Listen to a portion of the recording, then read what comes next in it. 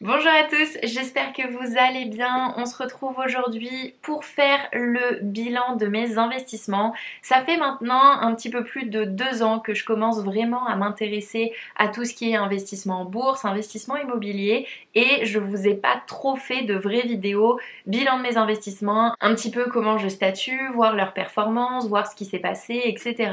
Du coup, je trouvais ça sympa de faire ça à travers une vidéo. Je vous le fais un petit peu dans les bilans de mes budgets de tous les mois, mais là qu'on le fasse de manière un petit peu plus détaillée, notamment en parlant vraiment chiffres et en donnant des pourcentages, voir un petit peu ce que représente chaque investissement dans mon total d'investissement, enfin voilà, qu'on voit un petit peu tout ce genre de choses. Pour ceux qui ne me connaissent pas, je m'appelle Claire et sur ma chaîne vous pouvez retrouver des vidéos budget, investissement, lifestyle. Si ce thème-là vous intéresse, n'hésitez pas à vous abonner à la chaîne et à mettre un petit pouce bleu pour aider au référencement de la chaîne. Et juste avant de commencer la vidéo, qu'on soit bien d'accord, je ne suis pas une professionnelle du conseil en investissement. Tout ce que je vous dis là, c'est exactement comme si je parlais à des amis et qu'on me demandait du coup de faire un bilan. Voilà, je vous partage uniquement mon expérience. Investir son argent comporte des risques. Vous allez voir d'ailleurs que j'ai perdu de l'argent sur certaines positions. Et du coup, c'est hyper important que si vous voulez vous-même vous lancer dans l'investissement, renseignez-vous, je vais juste vous partager vraiment tout ce que je fais, vraiment comme si on était entre amis. Mais voilà, si derrière vous voulez investir, faites vos propres recherches et voilà. Alors tout d'abord, avant de vous parler vraiment chiffres en détail, etc., j'aimerais juste vous faire un petit point sur mon mindset. Comment je me sens d'être une jeune femme de 28 ans qui investit son argent. Déjà, premier point, quand je discute avec beaucoup de mes amis, je me rends compte que je suis un petit peu seule. J'ai l'impression d'être sur une autre planète. Il n'y a pas beaucoup de gens de mon âge qui, à l'heure actuelle, investissent leur argent. J'ai des amis qui avaient investi un petit peu sur de la crypto et ça a très bien fonctionné pour eux. Mais c'est vrai que j'ai pas énormément d'amis qui s'intéressent forcément à tout ce qui va être investissement. Le plus gros investissement que tout le monde fait à l'heure actuelle à mon âge, c'est l'immobilier en achetant sa résidence principale. Et c'est vrai que du coup, quand je peux discuter un petit peu à gauche, à droite, je passe un peu pour la fille pas trop normale parce que j'ai acheté un appartement pour faire de l'investissement locatif. Personne ne comprend pourquoi je continue à payer un loyer alors que j'essaye d'expliquer du coup en donnant quelques chiffres, en faisant quelques calculs. Mais vraiment personne ne comprend et voilà, je suis dans un âge où je suis un petit peu seule là-dessus. C'est vrai que ça me permet aussi de prendre de la hauteur, notamment avec tout ce qui se passe sur les réseaux sociaux, parce que du coup je suis dedans, j'ai beaucoup de retours d'abonnés, beaucoup qui réussissent, etc. Et c'est vrai que on peut se sentir parfois un petit peu en dessous des investisseurs. Je trouve en fait que c'est un petit peu compliqué de trouver sa place dans le sens où ça y est, on arrive à maîtriser son budget globalement, on sait maintenant comment gérer l'argent, enfin on est super content. De là on a pu dégager des sommes qu'on a envie d'investir pour faire fructifier. Et c'est vrai que soit on est vraiment à 100% dedans et du coup on va voir des gens qui vont faire des choses juste incroyables et on va se dire oh, mais tout ce que je fais moi c'est nul à côté de ce que eux font. Et à côté il y a toute la catégorie où mais qu'est-ce que tu fais, pourquoi tu investis ton argent en bourse, enfin des gens qui ont encore des pensées hyper négatives sur la bourse, etc. Donc c'est vrai qu'au niveau du mindset c'est un petit peu compliqué de se positionner. Ça reste un petit peu mon jardin secret que je partage avec vous. Mais c'est vrai que je trouve que de plus en plus de personnes en parlent et de plus en plus de personnes investissent et on a l'impression que ça devient une normalité. Mais en fait non, c'est pas normal. Et c'est déjà très très bien de pouvoir investir 10, 20, 30, 40, 50 euros tous les mois parce qu'il y a vraiment une très grande majorité des gens qui le font pas. Et si vous investissez dès maintenant 10, 20, 30, 40 ou 50 euros sur des bons fonds, sur du long terme, ça peut vous rapporter vraiment de l'argent. Enfin voilà, je voulais faire un petit point parce que c'est vrai que je peux ressentir cette frustration de temps en temps et je trouve que c'est important d'en parler. Petit aparté fait, il est temps de passer aux chiffres. Et du coup, j'ai mon ordinateur avec moi, je vais essayer de vous mettre des petits slides, des petits graphiques pour tout vous détailler. À l'heure actuelle, d'investi, c'est-à-dire hors livret, sécurisé, etc., d'investi ou potentiellement demain je peux tout perdre, j'ai 11 366 euros. Franchement, je vais pas vous mentir, je m'attendais pas à avoir autant d'argent, sachant qu'en plus je connais à l'heure actuelle la valeur de mon patrimoine, on fera le bilan de toute façon en fin d'année, mais à l'heure actuelle je le connais et il y a une très très grande partie de mon argent qui du coup est investi. D'un côté ça me fait peur parce que je me dis waouh, j'ai quand même investi beaucoup d'argent. D'un côté je suis très très fière, je me dis yes, t'as réussi à investir beaucoup d'argent.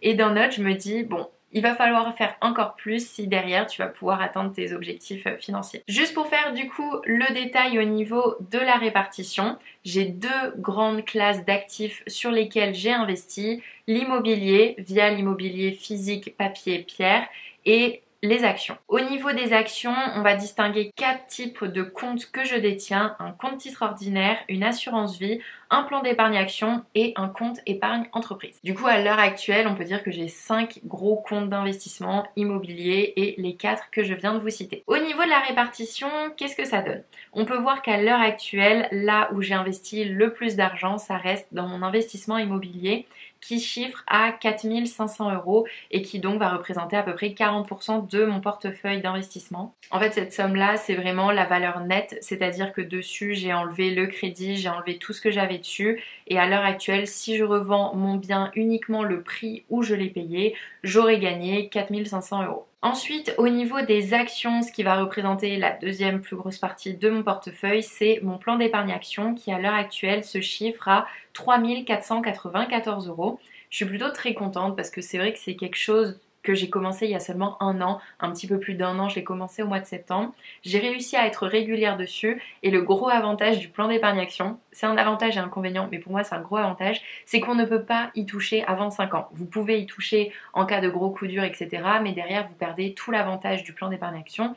Le but, c'est donc bien sûr de ne pas y toucher. Et je me fais mon virement en début de mois. Cet argent est invisible pour moi. Je sais que je ne peux pas y toucher, donc voilà. Ensuite, au niveau de la troisième position, ça va être mon compte épargne entreprise. C'est pas quelque chose que je vous ai trop développé, mais c'est vrai que j'ai un compte épargne entreprise qui est abondé à 100%.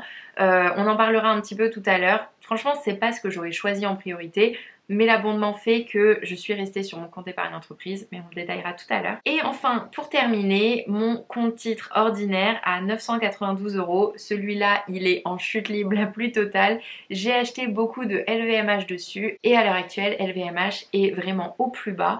Du coup, un petit peu compliqué. Et du coup, la dernière chose que j'ai, ça va être mon assurance vie qui représente 352 €, 3% de mon portefeuille. Je l'ai ouverte, elle, en début d'année et j'ai pas remis d'argent dessus, j'ai fait uniquement un versement et vous allez voir la rentabilité, elle est juste folle. Maintenant que je vous ai fait la répartition, je vais vous expliquer ce que je compte faire sur mes différents investissements, pourquoi j'avais fait ça à la base et ce qui va évoluer du coup au fur et à mesure du temps. Au niveau de mon investissement immobilier, pourquoi je l'ai fait? Parce qu'il était pas du tout risqué, on va pas se mentir. J'ai acheté un T2 qui est juste à côté de Bordeaux, qui est situé à Bègles.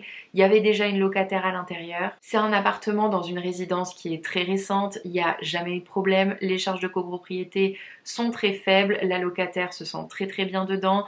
Voilà, j'ai fait cet investissement parce qu'il est très très peu risqué et je voulais mettre un pied justement dans l'investissement immobilier. Le but ultime pour moi, pour les investissements immobiliers, c'est de ne pas laisser traîner ma capacité d'emprunt qui est de 35%, qui à l'heure actuelle est d'un petit peu moins, mais en fait de ne pas utiliser cet effet de levier.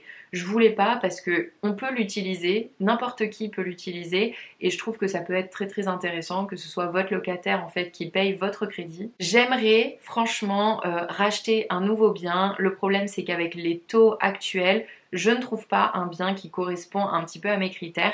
C'est vrai que c'est pas le bien le plus rentable, on va pas se mentir, c'est pas le plus risqué, mais c'est pas le plus rentable non plus.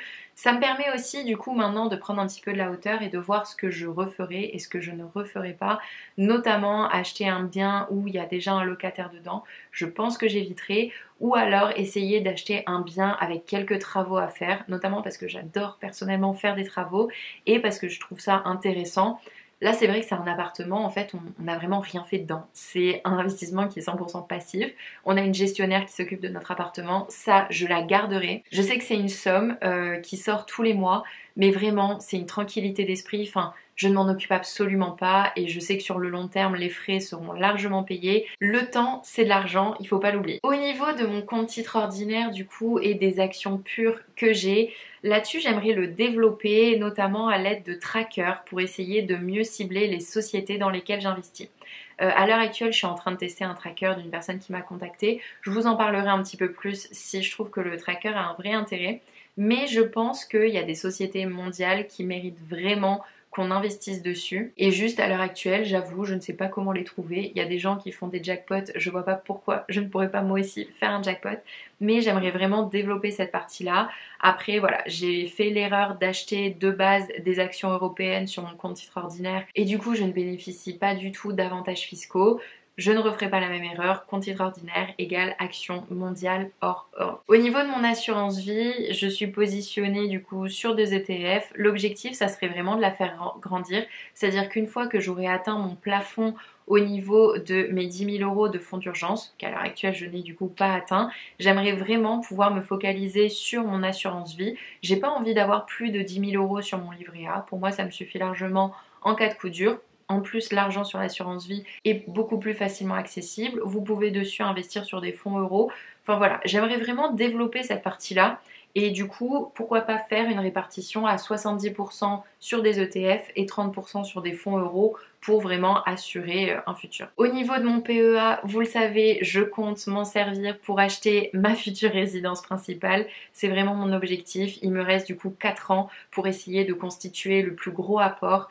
Vraiment, voilà, le PEA, je le vis très très bien. C'est un virement que je me fais hyper facilement. Dessus, je suis positionnée à 100% sur le S&P 500. J'ai une rentabilité qui est juste folle. À l'heure actuelle, je suis à 13,37%. Il vient d'y avoir les élections américaines et Donald Trump est passé comme président. Je sais pas si ça joue un petit peu, mais vraiment, pour moi, le S&P 500, c'est une valeur sûre. Je compte mettre vraiment tout mon argent sur mon PEA, uniquement sur mon S&P 500, et j'espère du coup réussir à mettre un petit peu plus et à venir faire fructifier cette épargne pour avoir vraiment le plus gros apport pour ma résidence principale. Pour mon plan d'épargne entreprise, alors là c'est un petit peu spécial parce que j'ai eu le choix soit de récupérer du coup 1000 euros, soit d'abonder mon plan d'épargne entreprise de 1000 euros et donc faire 2000 euros. Vous l'aurez compris, c'est ce que j'ai fait. Par contre, les frais, waouh, c'est des frais de malade. Je crois qu'il y a 4% de frais d'entrée. Enfin, c'est juste une dinguerie. Après, je suis en positif, j'ai été abondée, donc dans tous les cas, j'ai touché plus que si j'avais récupéré uniquement 1000 euros et mis sur mon PEA. À un moment, c'était ce que je voulais faire. Je regrette pas, étant donné qu'il y a l'abondement, mais si derrière vous n'avez pas d'abondement, vraiment récupérez votre argent et mettez-le sur une assurance vie ou sur un PEA. Encore une fois, c'est pas un conseil en investissement, c'est un conseil d'amis, voilà. Ou alors surveillez les frais au niveau de votre plan d'épargne entreprise parce que vraiment, les miens, c'est juste fou. Et c'est là où je me dis, mais heureusement que j'ai ouvert des choses sur des banques en ligne. Parce que si j'étais passée par des banques traditionnelles sur mon assurance vie et sur mon PEA, mais je me serais fait tuer au niveau des frais. Petit point au niveau de la rentabilité du coup de mes investissements. Comme vous pouvez le voir, mon CTO, c'est la chute libre. J'ai perdu 195 euros sur un petit peu plus de 1000 euros investis. C'est juste énorme. Franchement, 10% de perte, je pensais pas. J'ai pas envie de vendre, tout simplement parce que je pense que ça sert à rien de toute façon de vendre maintenant. Je pense qu'LVMH va remonter et si jamais ça remonte bien, on verra ce qu'on fait. Mais voilà, j'ai 10% de perte à l'heure actuelle sur mon CTO. Au niveau de mon plan d'épargne action et sur mon S&P 500, sachant que du coup je fais un virement de 300 euros tous les mois, j'ai pas tout mis en all-in. Donc cette performance est vraiment lissée sur toute une année. Je suis à plus 13,37%. hors frais, etc. Mais c'est juste dingue quand on se rend compte que le livret A rapporte 3%. Là, je suis à plus 13,37%. Je suis vraiment très très contente. Au niveau de mon assurance vie, là, j'ai tout mis en une fois et du coup, je suis à plus 17,81%. Là, je suis positionnée à 100% sur le Nasdaq. Je suis très contente, il se porte très très bien. Après, le Nasdaq fluctue beaucoup plus que le S&P 500. Il est plus risqué en termes de risque du coup. Et c'est pour ça que j'ai décidé d'un petit peu moins mettre. Mais voilà, j'aimerais bien réussir à pouvoir mettre 50 euros tous les mois. Ça me ferait du coup 600 euros de rajouter sur une année et j'aimerais beaucoup, notamment parce que sur l'assurance vie, comme je vous ai dit, on peut beaucoup plus facilement faire des virements. Et du coup, pour terminer sur mon plan d'épargne entreprise, alors là aussi faites bien attention parce que il n'y a pas les ETF genre S&P 500, il n'y a pas d'actions directement, c'est vraiment des portefeuilles qu'ont les sociétés qui font les plans d'épargne entreprise. Moi j'en ai pris une qui réplique le MSCI World, c'est pour ça que je suis pas positionnée sur le MSCI World sur mon PEA parce que du coup je le suis déjà. sur mon plan d'épargne entreprise. Voilà du coup au niveau de tous mes investissements. Au niveau des axes d'amélioration, je ne peux que vous dire de vous renseigner avant d'acheter des actions, voilà, de ne pas le faire sur un coup de tête. Quand j'avais ouvert mon PEA, j'avais de base tout mis sur Renault. Et franchement, très très mauvaise idée, j'ai perdu des sous. Là, LVMH, j'ai acheté au moment où c'était le plus haut, donc du coup je suis en perte. Enfin voilà, essayez au maximum de vous renseigner, investir comporte des risques et il ne faut pas oublier que le but c'est d'en gagner. Et voilà, tout le monde ne peut pas en gagner, donc s'il y en a qui en gagnent, c'est que forcément ils sont meilleurs que les autres, ils sont mieux renseignés. À vous du coup de mieux vous renseigner. Ce que je compte faire, c'est essayer de mettre plus d'argent sur mon assurance vie, d'essayer aussi de découvrir de nouveaux actifs. Je le dis depuis à peu près 1 an, mais j'aimerais vraiment me lancer dans la crypto. Mais là, encore une fois, il faut vraiment se renseigner parce qu'il n'y a pas plus volatile que la crypto, je crois. Et sinon, ce dont je suis très fière, c'est de voir le chemin parcouru.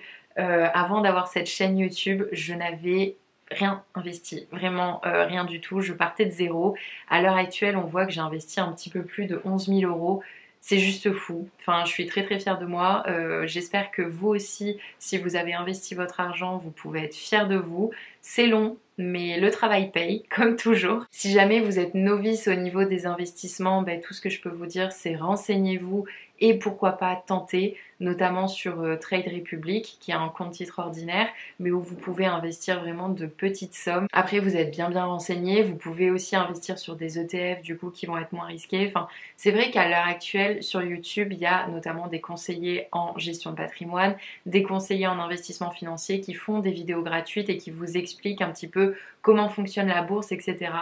On va pas se mentir que je suis autodidacte, que je me suis formée comme ça, et vous voyez que bon, ok, il y a une partie qui a complètement pas du tout fonctionné, mais il y en a une autre qui se porte très bien et qui, j'espère, va m'aider à atteindre de beaux objectifs. Donc si je l'ai fait, croyez-moi, vous pouvez le faire. Écoutez, c'est tout pour cette vidéo. Si vous avez des questions, si vous avez des conseils, je suis 100% preneuse en commentaire, du moment que c'est pas juste pour m'allumer et me tirer dessus. Voilà, encore une fois, je vous ai partagé mon expérience. J'ai fait des choses bien, j'ai fait des choses moins bien. Voilà, à l'heure actuelle, le bilan de mes investissements à ce jour. J'espère que la vidéo vous a plu et on se retrouve mercredi prochain pour une toute nouvelle vidéo. Et d'ici là, je vous souhaite une très bonne journée et je vous dis à la prochaine. Salut!